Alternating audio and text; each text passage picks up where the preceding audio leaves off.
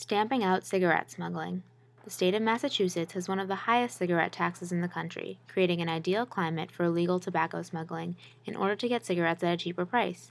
However, it is estimated that this crime is costing the Commonwealth between $80 and $280 million a year. Cigarettes are taxed, initially they're taxed because we want to discourage consumption.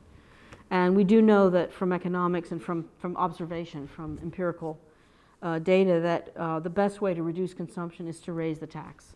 So it's a tobacco control strategy, but also at the same time governments have gotten very fond of the money that comes in. And in some countries and some states, it's a pretty significant amount of money that comes in. So governments like to use that money for other things, maybe for health, but maybe just for general revenue.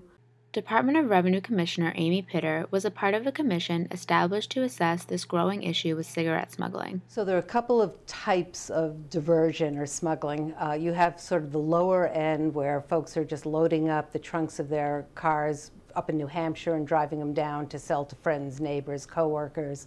You have overseas counterfeit cigarettes being smuggled in from overseas.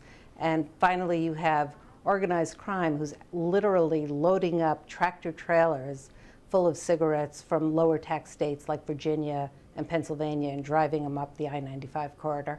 Longtime smoker and Massachusetts resident Alex De Silva will buy 10 packs of cigarettes per week, costing him $93. It's expensive. I mean, it's a bad habit, but it's still expensive. Any chance that I get to go to New Hampshire, I'll buy, a couple of cartons up there. It's $55 for 10. So, $40, I mean, it's good savings. When I first started smoking, it was $2.75 a pack, and that was 20 years ago. So, the jump, not only in cost, but the taxes on it, just through the roof.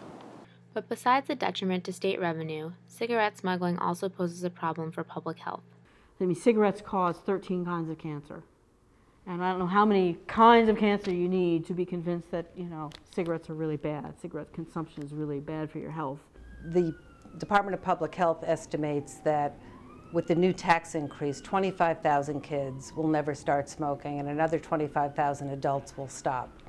If there's a black market, then you can undercut those public health objectives by having folks just go buy lower cost black market cigarettes. So, if you can't find the state of Massachusetts on your cigarette pack, they're most likely illegal.